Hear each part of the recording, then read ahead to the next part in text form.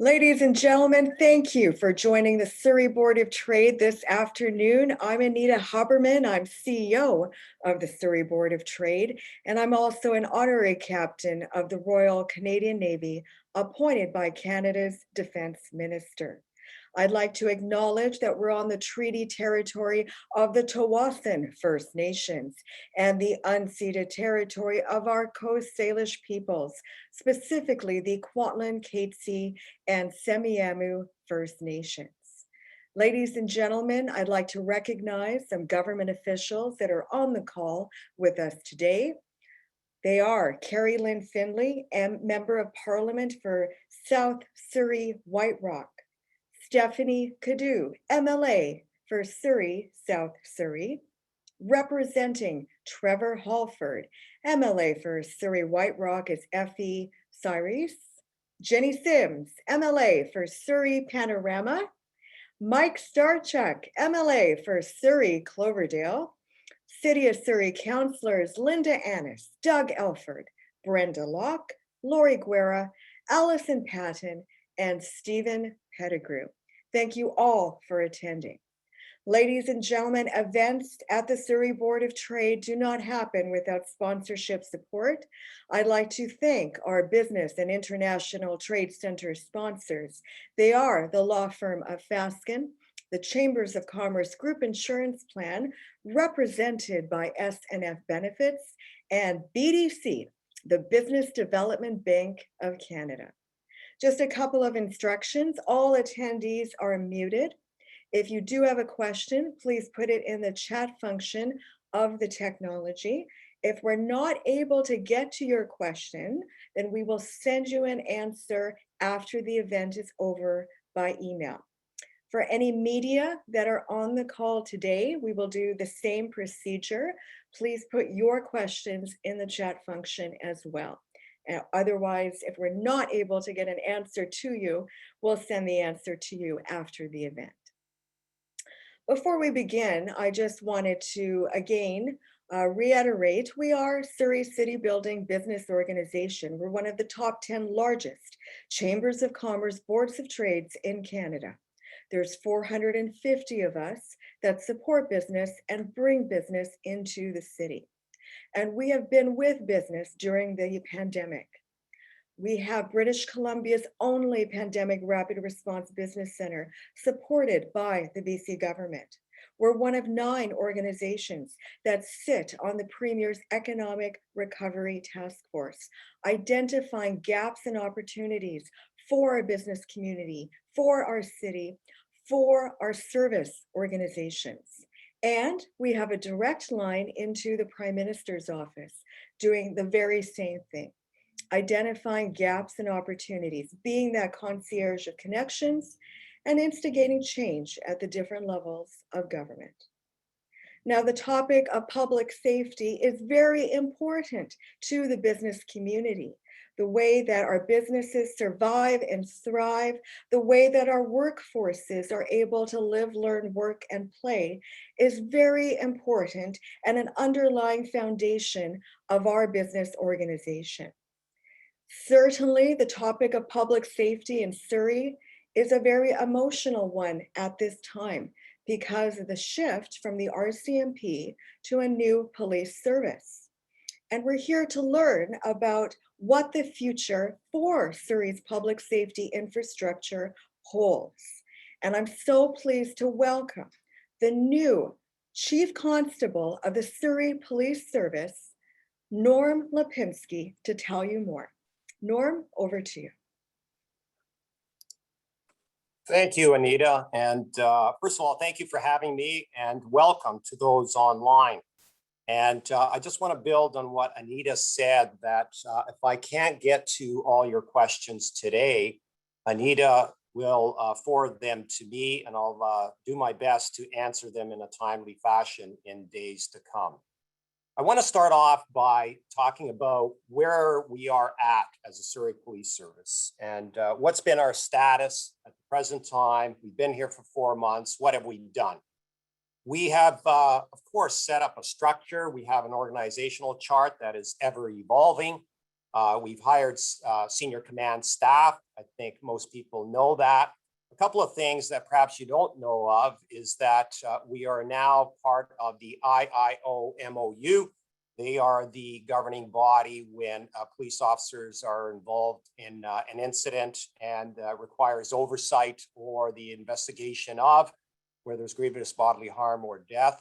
We've also been designated as a Category 1 police service by the federal government. This gives us access to federal databases. More recently, working with the board, we've established our mission and our values. I think that's been well reported on in the media, and we do have now a crest. And we're quite proud of that crest, and a lot of work went into that, including getting authorization from the Chief Herald in Ottawa, really representing the Queen on this issue, because when you have a crown on a police crest, you need that authorization. What are we working on now? We are presently looking at standing up a recruiting unit that will occur in the next 3, perhaps 5 weeks. It'll be a large one, a robust one. We certainly are involved in discussions with the 3 levels of government, and we are moving forward with a number of subject matter expert committees. There's many stakeholders involved in this, as one can appreciate. But we're moving forward together, and we are making progress. The other thing that we are presently working on, and I know there'll be a lot of questions on this, so I'll leave it for the question and answer period, but it's how we are going to deploy in the city of Surrey. And there's a number of different options, and we haven't landed on a particular course of action. But we are working with the 3 levels of government and certainly with the RCMP on what is the best way to move forward in the deployment model. I think it's clear to say that we're here to stay. I think we have support of the government. We have support of other police agencies. And I'm quite proud of the work that we've done in such a short period of time. One of the most common questions that I get, and this is mostly from business people, they ask that, how do you do this? How do you go about standing up a company about 1,400-1,200 employees, depending on what the requirement will be? And I can tell you that what we do is we have a lot of members here now that have graduate degrees, and some of them in business, myself included. And so essentially, intuitively, we use business principles. And that means doing an environmental scan, which is looking at the data, looking at policies from other departments, looking at the yearly plan from the RCMP, certainly looking at really urgent things that need to be done versus things that are important but can wait. So we have numerous Gantt charts here. We run cross-functional teams. We know that starting something up from the ground level is challenging, and there's many different layers that have subject matter experts working closely with other subject matter experts from a totally different department, but there's a nexus on some particular issues. So we have to be flexible, and we have these teams that make up different departments, and they come up with a solution that puts us forward. Finally, overlaying all this, we use the concepts of total quality management, TQM. So what that means for us is the customer, the community, the end result. It has to work for them. And that's always on our minds. What's best for the community? What kind of service should we give? What kind of response should we give when we deploy eventually, et cetera? Super important for me and the rest of the team here is our customer service. Put all that together, we report out to the police board, and the board is very supportive in any way they can with what we do, and we certainly work very closely with them in moving this forward. So in conclusion, in this area, we're very organized, and it's a very small but mighty team. We're in a building here right next to Old City Hall, and it's kind of an old building, but the spirit, the energy, the enthusiasm you feel it when you walk in every day. And how do we do this? What's the best way of doing this? And how do we serve the community of Surrey? I want to move towards policing in BC. And a lot of questions in this area. And I'll start off by saying this, that there are 5 integrated teams. IHIT, the emergency response team, the dog unit, the forensics team, and the traffic team. We will be part of all of those 5 teams. So I think that's important for those municipalities that might be online that are thinking of the costing if you're part of the integrated teams as of now. And if there's any concern about Surrey pulling out of those integrated teams, we are not, certainly not for the foreseeable future. And long-term, we certainly have not discussed anything. And that'll be a discussion, obviously, with the municipalities if that were to occur. But for now, it's very clear in the near future, we're going to be part of the integrated teams. Now, with respect to our municipal policing partners, I'm in constant dialogue with them. In fact, we had a meeting the other day. We discussed other matters at that meeting. And this on occasion comes up. I contact them individually. There's certainly support in going down this road. And they're very helpful in numerous areas, particularly in the policy area or the equipment area, in giving advice or suggestions. And the door is always open. It's a two-way communication. With respect to the RCMP, they are heavily involved in all the committees that I previously mentioned. I talk with the RCMP almost on a weekly basis. We have open dialogue, and this is a new road for both of us. There's no playbook, but we are cautiously and incrementally moving forward. This isn't about fast. This is about getting it right. And the overlying theme, and I want to stress this, is public safety. We are not going to compromise public safety. We're looking at having this as a smooth transition. And so as we come across certain challenges, we're going to work those out and then move on from there. If there's another one, we work it out and we take those steps. They're incremental steps, but we do have momentum. I want to finish off by talking about the next 3 steps that we are undertaking. A huge one right around the corner is community consultation. I have a personal interest in this. I think that it's so important in today's day and age that the community is well heard to their police service. And so the question becomes, how do you go about doing that to ensure that you get very good information from the community? Number 1 is we will have a survey. And number 2, we will have focus groups, or as I call them, interviews. A little bit of a challenge on the interviews, of course, just because of COVID, but we'll work around that. And probably most of them, if not all, will be done virtually. But getting back to the plan on community consultation, we have 5 districts in Surrey. And it's pretty clear to me that there could be a different policing model for some of those districts.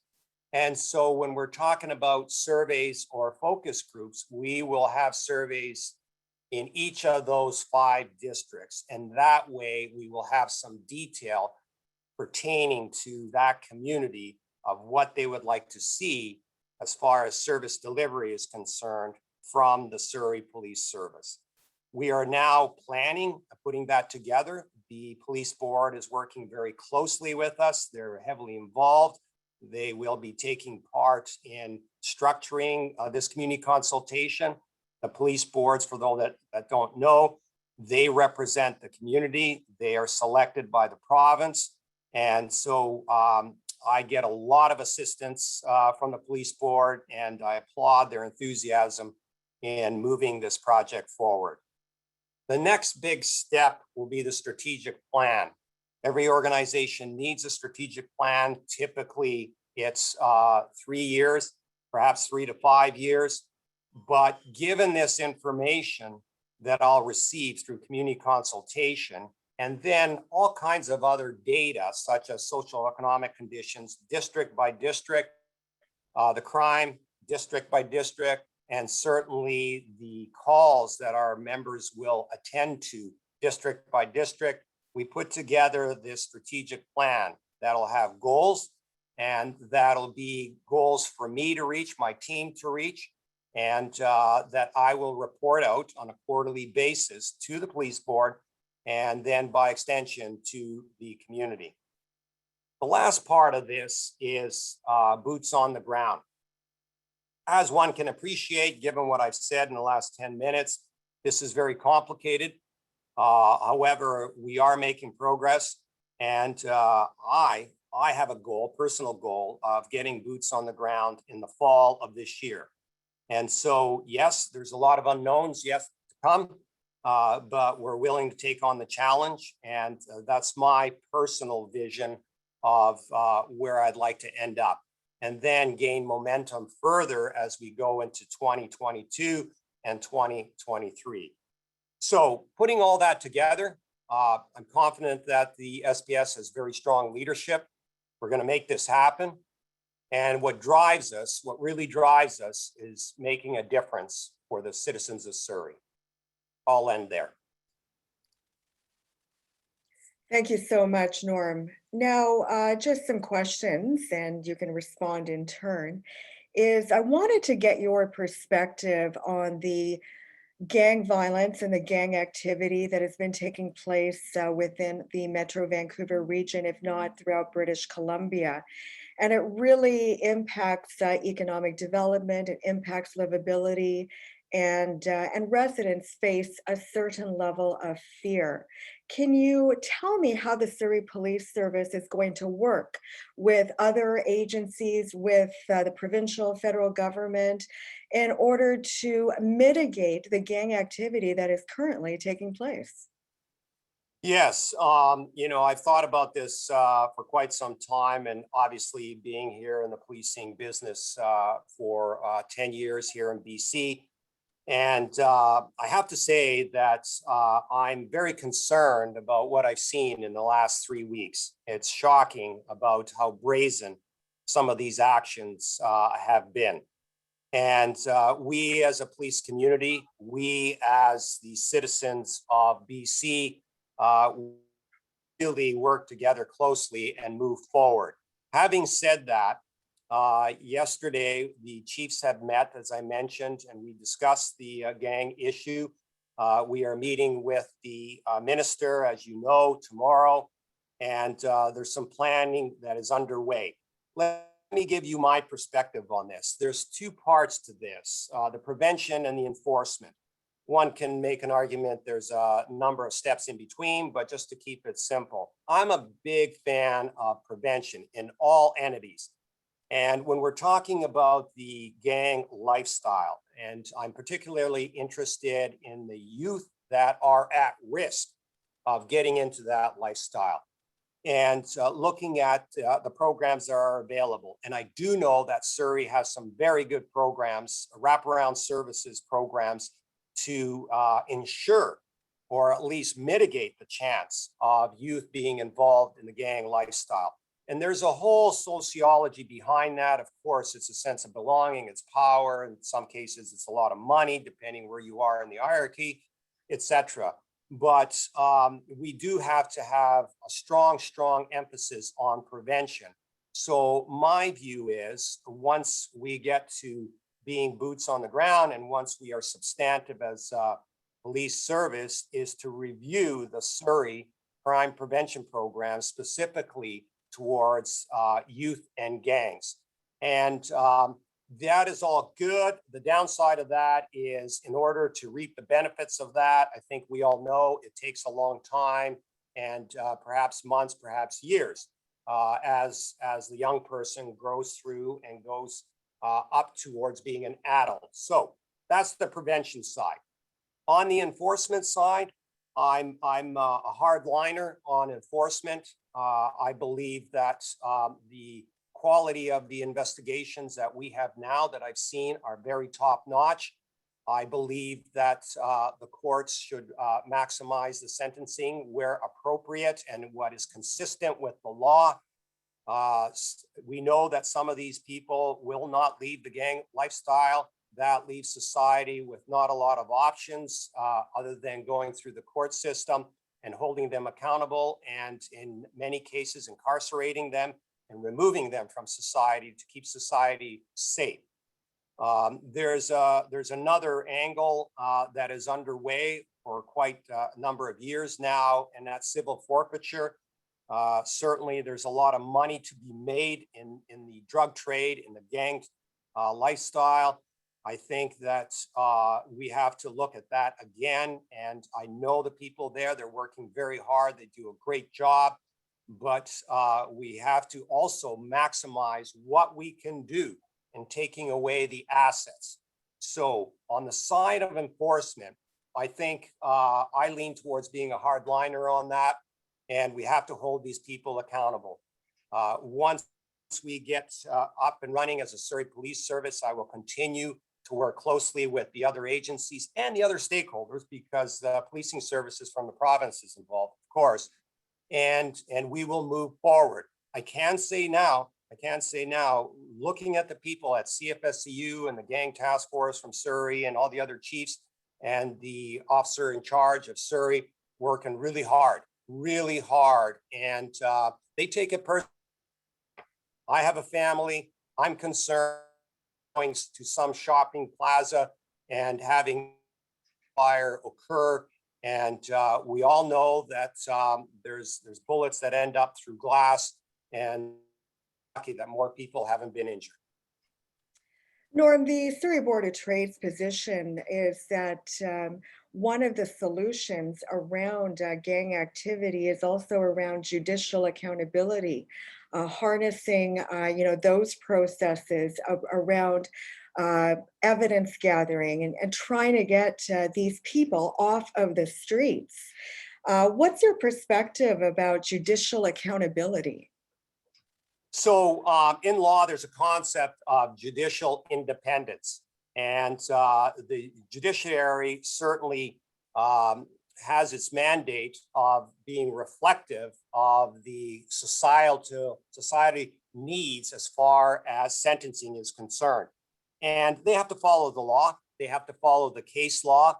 And those are two different things. The case law is more evolved and more pertaining to BC of what the community wants.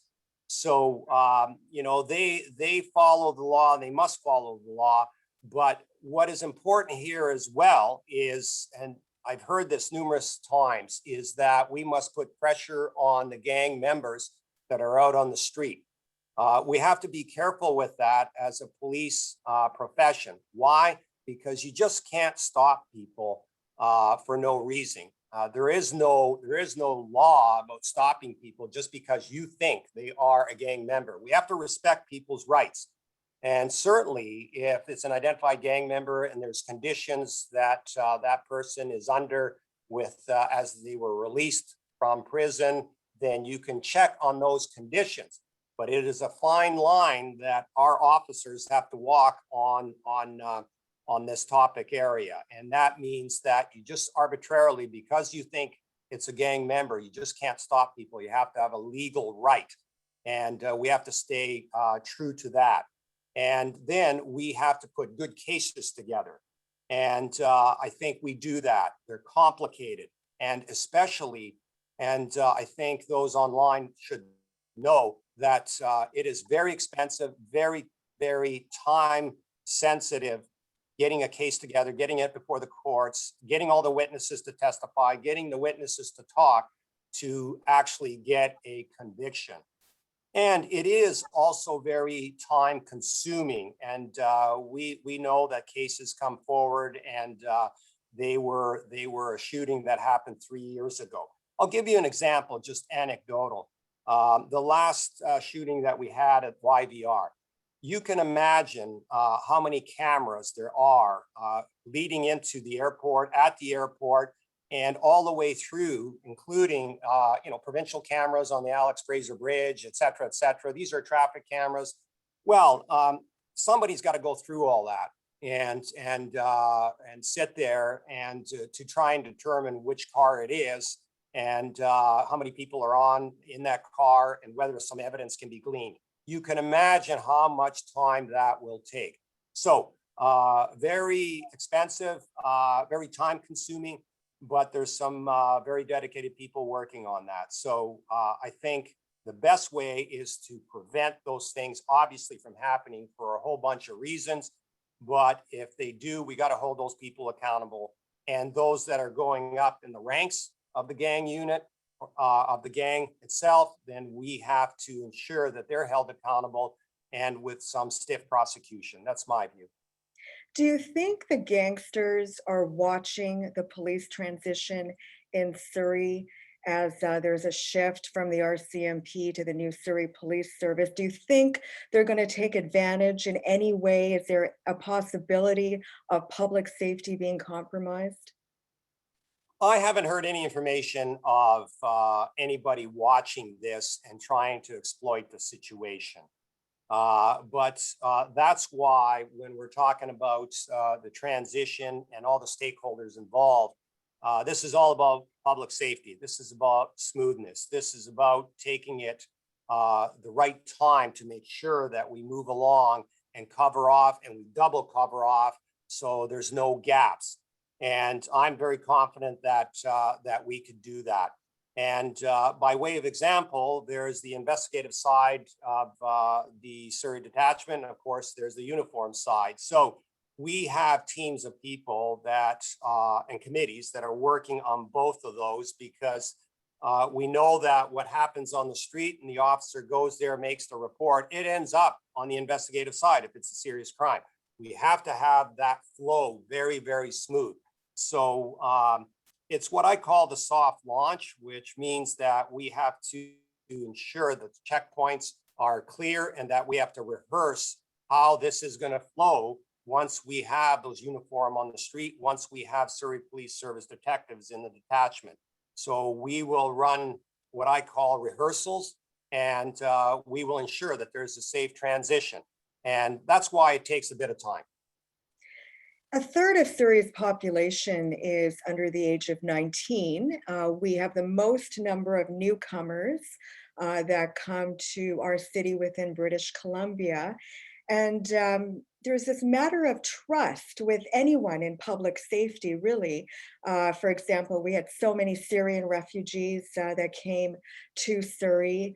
And we had to really build that trust with the public safety infrastructure that we have. You know, how is the new Surrey Police Service going to work with our youth, work with newcomers? Can you provide your perspective on that? Yes, I think that's a very good question. And we've had discussions and we're going to expand on those discussions here with our leadership team. Community consultation is really the first and foremost step that we're going to take. But then it doesn't end there. Once we are up and running, we're going to have yearly community consultation. And we're going to have perhaps yearly or every 2 years, we're going to have surveys. I think that's an important connection that we need. Number two is that youth is so important. And that's the beginning of that bond between policing and the youth, and by extension, the entire community. And we need to go down that road. We know that it's been in the media about school liaison officers and what role they play. I will let the community determine what they want from the Surrey Police Service and the school board of what kind of model they would like to see pertaining to our youth. I know there's a lot of good programs right now that are carrying on. Those we will continue. And then the question becomes, how do you expand on that? The other part of this is the interaction with newcomers. I'm looking at actually having sessions, and there's a lot of logistics to this, but I would look at having sessions with newcomers and the Surrey Police Service and describing and walking through about what policing in Canada is like. And I seem to get some support of that so far. I haven't been very vocal about it yet, but that's in the beginning stages. The third element to this, and I think it's important, is the type of people that we hire. And I used to be of the mindset years ago that we hire people that are into sports and, they're sort of the command control people, et cetera, they can make a decision. I've through the years changed my opinion. First of all, I look at two things when I hire a recruit. Let's talk about recruits from perhaps SFU or wherever they're working now. They're 21 and they want to join policing. The first thing I look at is what I call character. And specifically, what I look at is if they've ever overcome adversity. The reason is this is a very tough job. And also you have to appreciate the people you deal with under adverse conditions or have come from backgrounds of adversity. For somebody to haven't been there, it really makes a connection solidified and it makes an understanding. We know that the conditions you're born in, raised in, and live in, sometimes you make bad choices.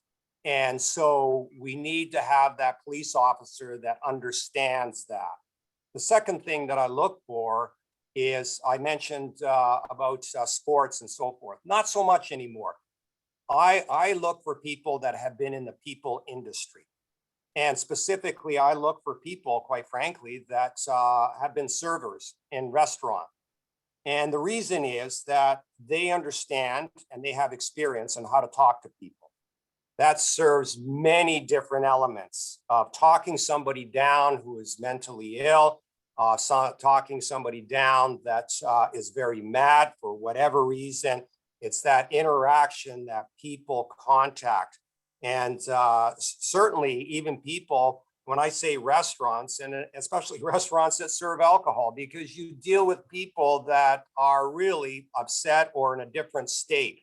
And if you got that kind of a skill set when you're 20, I want you to join the SPS. That is very helpful in connecting with the community because, as you mentioned, Anita, there's people from very different backgrounds and cultures, and a lot of them don't even speak English, or at least broken English. And we need to cover that off. We need to bridge that.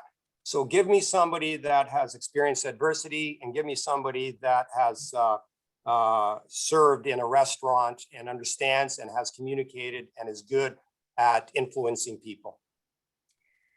Businesses face, break and enters. So, we've had copper wire theft in some of our manufacturing facilities. How will the Surrey Police Service work with the business community to really ensure that there's a level of trust and reliability and open communication? Yes, a couple of things. I come from a business mindset. So first of all, I'll be looking at the response times when people call the police. That's the response times should be very short for emergencies and should be timely for those non-emergencies, such as reporting a theft or a break and enter, et cetera. But customer service is important to me. It starts with how soon can you get a police officer at your door? Secondly, is that interaction with the customer, with that victim or that witness, et cetera. That's really important to me, and we'll be having, I'll say, some training sessions about that. Then we actually get into the crime reduction strategies. I'm very big on metrics. I will follow the metrics in each community of the trends of the crime. I think it's very important where we should do and work with the business community on CEPTED. We need people trained up on that, which is crime prevention through environmental design. I think that's important. I'd like to have my people attend the meetings of the business community, and because they know what's going on. They know who is hanging around or what the trend is or what the feel is in the community. The last part that I'll talk to, I think is important, is CSOs, community safety officers. So they're not full-on police officers. They are peace officers, but they can do a lot. They're a visible presence. They can do a lot of crime prevention. I understand there used to be CSOs here in Surrey. I'm going to bring them back. I will work with the community in doing that. There's a certain strata in policing, a role that they fit in. You don't always need a full-on, fully trained police officer to do some of the calls, but there is so much work to do that these people can be very, very conversant with it and be very helpful to the community about it. Plus, for me, quite frankly, it's a bit of a recruiting tool, because if they do very well as a community safety officer, they may want to apply to Surrey Police Service. And so that allows us to watch these people and help them grow and mature, and then hopefully apply and become successful Surrey police officers. For those that apply, or for those that are young, that are in school, that are wanting to engage in a career in policing, where are they going to be trained for the new Surrey Police Service? Is it going to be JIBC? Does that mean impacts to the BC budget? Is there going to be local training? The training will be at the JIBC. I've been in contact with them, and we are now scheduling, I'll say, placeholders for next year. And we're looking at small numbers to start with, but I'm very cognizant about not upsetting the ecosystem of recruiting and training in the Lower Mainland, from the perspective of I will not be hiring a lot of brand new recruits off the start. I'm going to look at getting experienced officers first, so then we can move to the recruits second. And so therefore that allows other police agencies to really overstaff if they feel they're going to lose some police officers to Surrey Police. Now, on the training part of it, I think it's really important to know that all recruits have to go through the JIBC in BC. That's in the Police Act. So that is the initial training. Then the in-service training is left to the individual police service. So once they finish with the JI, they're going to be coming here and taking part in our training program that it will be very specific to the needs of the Surrey community. And I'm quite excited about that, because I've got a lot of ideas. My team has a lot of ideas. By way of example is, of course, we have to know and understand the community we serve, the cultures, the diversity, the crime trends, and also the people problem. Let's keep in mind that most of the calls that police officers go to anywhere in Canada have nothing to do with the criminal code. There's somebody that's causing, a little bit of a disturbance, but it's not criminal in nature, and they call us. Or somebody that has a mental health issue, they call us, and that's fine. But we're going to have our own training program in that regard. But speaking of recruiting, Anita, also it's important. I'd like to have some programs for youth. And I'm talking about those that are young, but obviously not old enough to apply to policing. But I'd like to have a youth academy. Perhaps it's a 2-week academy, twice a year. I don't know what that'll look like in detail, but that's another tool for us to bridge that gap with the youth. And for those that be interested in policing, that would be maybe a good way to start. How is the Surrey Police Service going to work with community stakeholders? And 2 examples are Sophie's Place, that help children that face domestic abuse issues. And there's a strong connection and partnership with public safety, or ICBC with road traffic incidents. Can you explain that? Yes. First of all, Sophie's Place. When I was with the RCMP, I brought Sophie's Place to Surrey. I brought it from Edmonton. It was called Zebra Center in Edmonton. And so it is, I'll say, many stakeholders working together in synergy. And I think that's the way forward in policing, where we can, with stakeholders, work together to have that synergistic momentum in really getting things done. I did have a look at, speaking of traffic, as that's what you're referring to. I had a look at Surrey's Vision Zero. Quite frankly, very good, very good. The programs and the metrics, the science is put towards engineering or enforcement and so forth, I think is very good. So my mission is to work with stakeholders as much as possible. And let's talk about community stakeholders. So we have 5 districts. There will be an inspector assigned to each one of those districts. And he or she will be responsible for that community connection. And that will mean all kinds of community connections, whether it's cultural, whether it's block watch, whether it's some crime prevention. So they're the ones that are going to be tasked with to build, to maintain, and to really nurture that connection in order for us to really make Surrey as safe as possible. And part of that, which I think is important, is the volunteers. There's so many good people that want to volunteer, and I want to have, and I do understand that Surrey Detachment has a very robust volunteer program. We will have the same, and kudos to the detachment because they have so many good people that are trying to lend a hand to keep communities safe. And they're extremely valuable resource. And so that is going to be another program that we're going to look at and really move it forward as much as we can. Norm, have the legalities of the transition been approved by both the provincial and federal government? And how are you working with the RCMP? Yes, so 3 levels of government, ostensibly, 2 levels, province and the federal government, and we're working well together.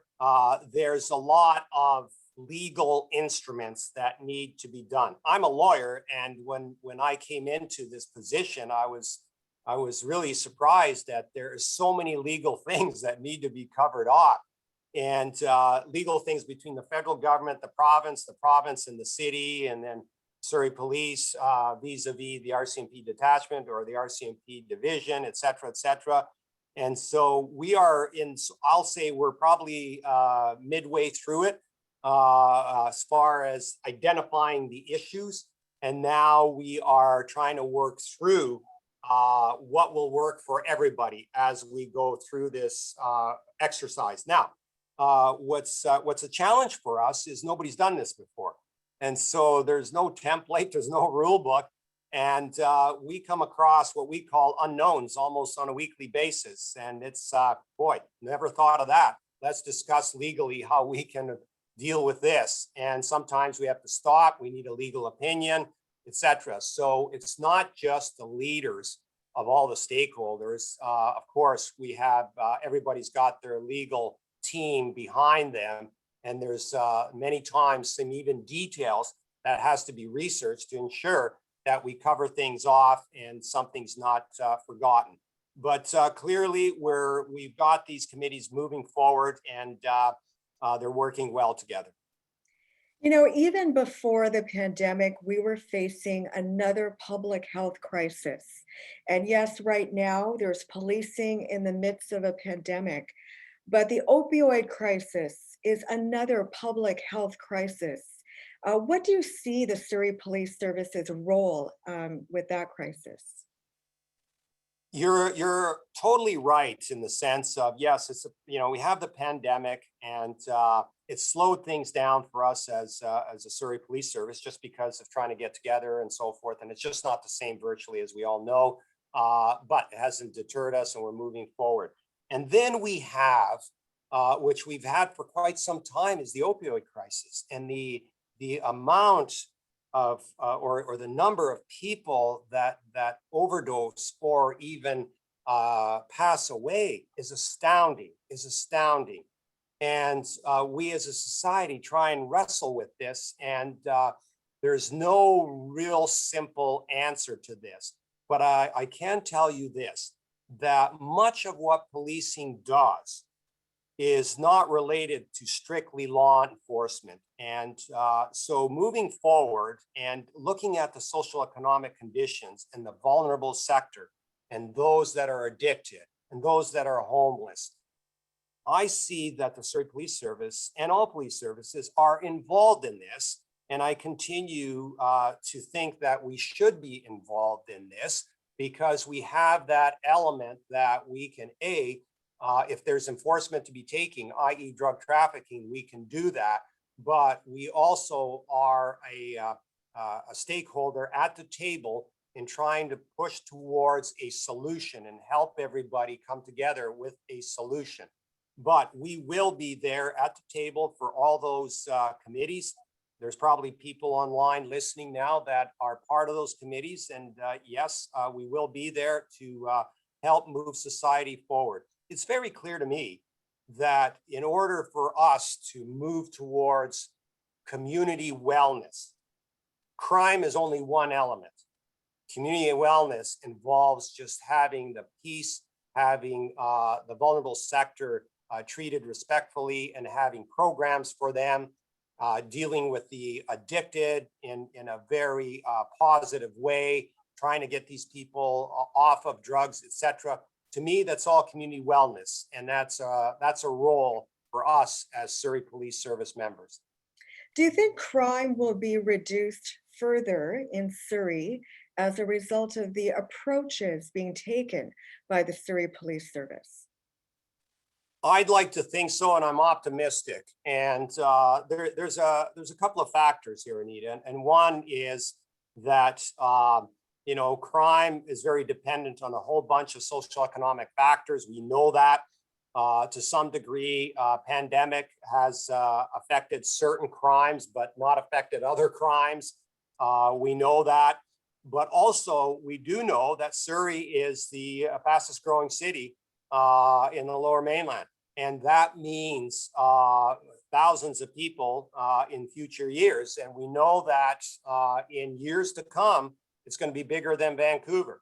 So certainly with more people, you're going to have more of a demand on policing services. I'll give you a simple example. The more people you have, the more cars you have. The more cars you have, the more collisions you're going to have. So police are going to have to be there. But that also means that probably there will be more crime. But having said that, my team of municipal police officers, RCMP officers have some great ideas. Right now in Surrey Detachment, they have some great programs going, crime reduction programs going. We're going to take all that and put together what we feel is the best program for the citizens of Surrey, keeping in mind the feedback from the community consultation, and what would be important to them. And we know certain things right off the top would be important, such as the gang issue. But what about all the property crime? Where does that? And there's a lot of victims in property crime, and we shouldn't dismiss that it's just a stolen bike or somebody's garage somebody broke into. That's important to that victim. That's important to me. So we have to stay on top of that. And we've got a lot of ideas here that we're ready once the time comes to move forward with. And so we take on the challenge, and we're optimistic that working together, we can make Surrey a very safe place. One of our previous communications with the Canadian Chiefs of Police has been around the issue of cybersecurity and a cyber response center. What's your perspective on that? Because during the pandemic, there have been so many cybersecurity issues that businesses have been facing due to the demand for online transactions. Very good point. And my perspective on this is that number one, cybercrime is one of those crimes that has been on the uptick since the pandemic. More people at home, and they seem to be more involved in that type of criminal activity. Cybercrime is going to be the issue for policing in the future. And number one, we're not even sure how much cybercrime is committed. And what I mean by that is many people have their credit cards compromised. They report it to the bank and so forth and so on. But essentially, that's a fraud that was committed. not necessarily does everybody report it to the police. So we do not have a very good lens on how much cybercrime is going on. We do know that it's going upward. And so what it makes it a challenge for policing is that, number one, the technology changes, as we know, almost on a weekly basis. Number two is this crime sometimes is committed off country, which is to say other parts of the world. That makes it super challenging to try and investigate. I do believe, in my view, I do believe that there is merit in cybercrime centers across the country. The RCMP have a central cybercrime unit, or I'll say center, and we'll see what the numbers are. We'll see where the trends are, but there may be an argument to be made to have a cybercrime center in BC, given the amount of transactions and the difficulty of investigating these. So you need subject matter experts.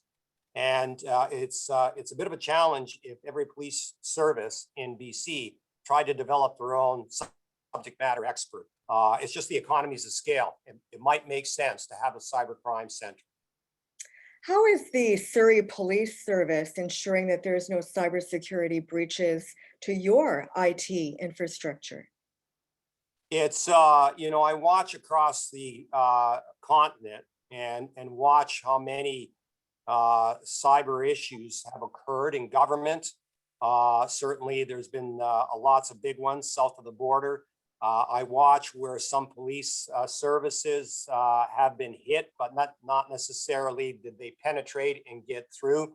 So we've got some very good ideas on how to do this. Certainly, we're not going to reveal our cards here today, but we are looking towards building a very, very robust IT area. And one of the things that we will be doing is having, I'll say, rehearsals of attacking the system itself to ensure that it's very, very secure. We're talking about all the reports. We're talking about the emails, etc. Obviously, very sensitive data. And as such, we have to ensure that it's protected. And we have to go to that higher level of ensuring, and sometimes double levels, to ensure that the information is protected. So we are leaning forward on that one, and I'm very interested and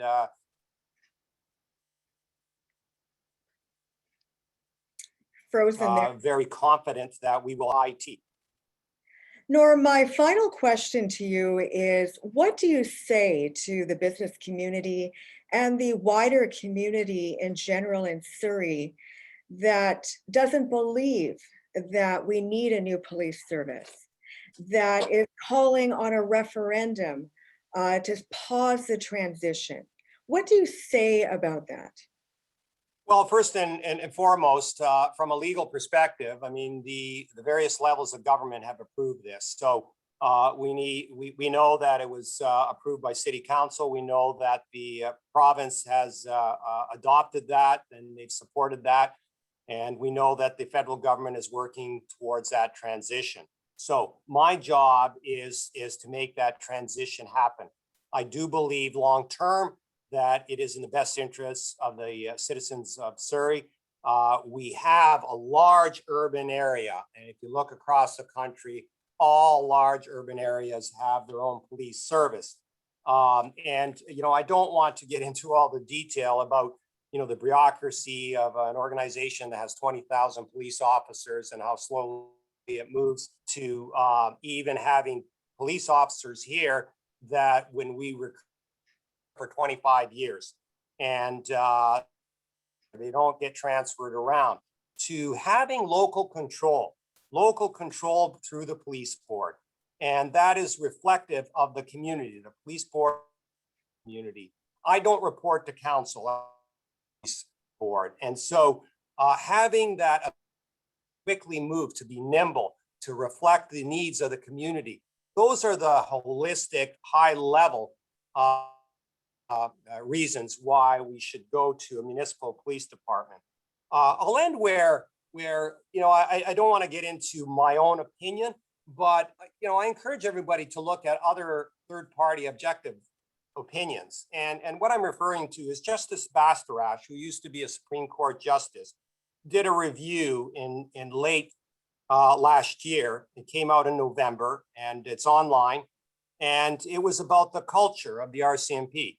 And he had 15 very wide sweeping recommendations and talking everything about what type of person is hired, to depot training, to recruiting or promoting to the ranks, to HR. He had a whole bunch of those. I encourage people to have a look at it. But one of the things he did say that since 2007, there's been 12 reports on the RCMP about making it a better organization.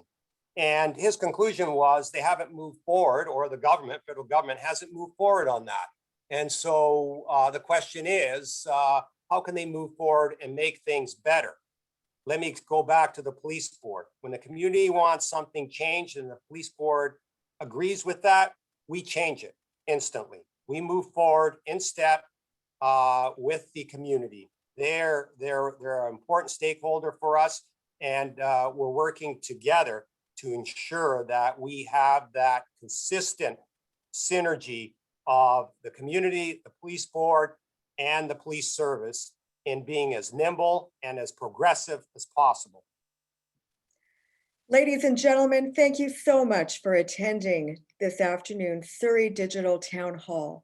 And we look forward to observing the progress of the Surrey Police Service in our great city. And Norm, thank you so much. And we hope that the lines of communication are open with you and the Surrey Police Board. And ladies and gentlemen, make it a great business day. Thank you for joining the Surrey Board of Trade.